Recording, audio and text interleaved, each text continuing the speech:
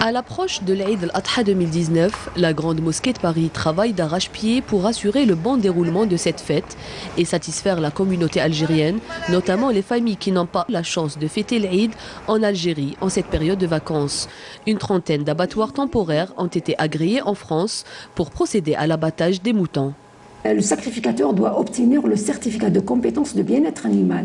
Donc sans ce certificat, le vétérinaire qui est au sein de l'abattoir peut donner une pénalité au directeur de l'abattoir parce que le sacrificateur n'a pas ce CCPA, certificat de compétence de protection animale.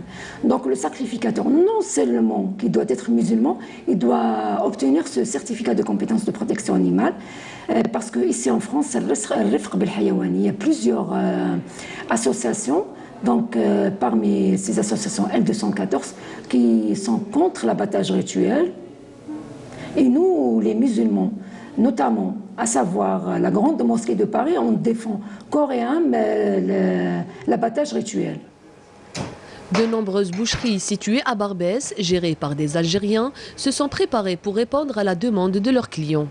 Moi, je travaille avec un abattoir, il y a à peu près 70 km. C'est un abattoir halal avec le cachet de la mosquée de Paris et tout ça. C'est vraiment 100% halal. Et comme on fait avec les clients, la veille de l'Aïd, les clients ils viennent avant la veille de l'Aïd, ils viennent à peu près 3-4 jours, une semaine. Ils viennent, ils commandent, ils payent, ils laissent leur numéro. Comme ça, le jour de l'Aïd, l'après-midi, ils récupèrent leurs animaux. Comme chaque année, la demande augmente en cette période de fête. Toujours, on fait par exemple, on ramène 10 agneaux de plus. Si par exemple, il y a des retardataires, il y a des clients qui par exemple, ils n'ont pas le temps pour commander tout ça.